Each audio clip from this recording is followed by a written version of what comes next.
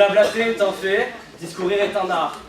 Mon homonyme eut la partie prédigérée, en ne répondant que par l'affirmative. Heureusement, à sa différence, je ne suis pas scatophage. Mais il n'empêche que répondre à cela par la négative reviendrait à déconsidérer mon travail.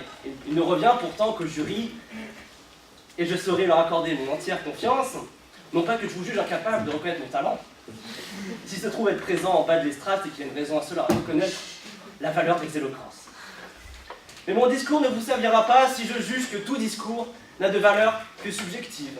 Enfin, même si la victoire n'est pas mienne, quelle confiance puis-je vous accorder? Je ne passe pas le barreau, et ceux qui l'ont passé, le passent et le passeront, savent comment manipuler leurs émotions afin de faire passer le plus plat des discours pour ce qu'il n'est pas. Nous retrouvons la même idée chez les acteurs de théâtre qui font de l'éloquence coupons leurs fils invisibles, et nous verrons que ces guignols n'ont de consistance que celle que nous voulons bien leur accorder. Cette présente dichotomie ne sert que ceux qui veulent bien l'entendre. Discourir, c'est se placer au-dessus des gens qui parlent. Une noblesse de langue à défaut d'une noblesse de sang ou de cœur. Une noblesse de frustrés qui savent parler, qui savent manipuler, qui savent jouer et qui savent gagner. À ce titre, la précédente victoire usa de ses qualités, si on peut appeler ça des qualités. Il n'y a que la victoire qui est belle, me répondrez-vous, je vous l'accorde. Mais faire du discours de l'art, n'est-ce pas une vulgate selon un biais rétrospectif? D'autre part, à quoi rime blablater? À rien.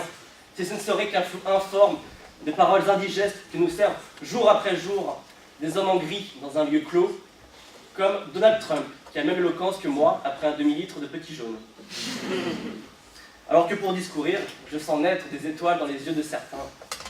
Discourir. À l'écoute de ce beau enjôleur. Cela me rappelle ce que me disait ma professeure de français en première, il y a déjà 5 ans.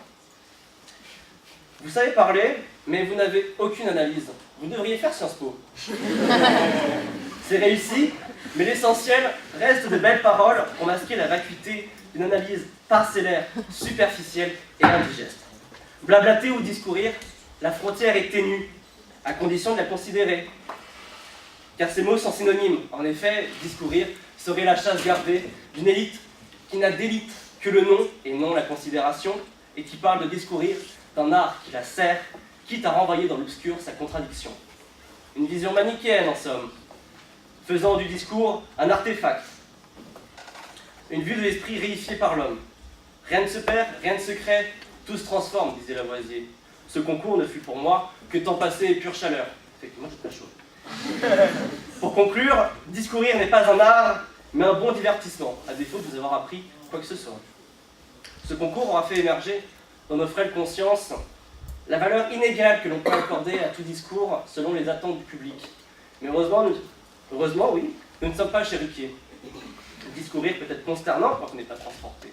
Et trop de bonimenteurs croiront à la présente dichotomie au tableau.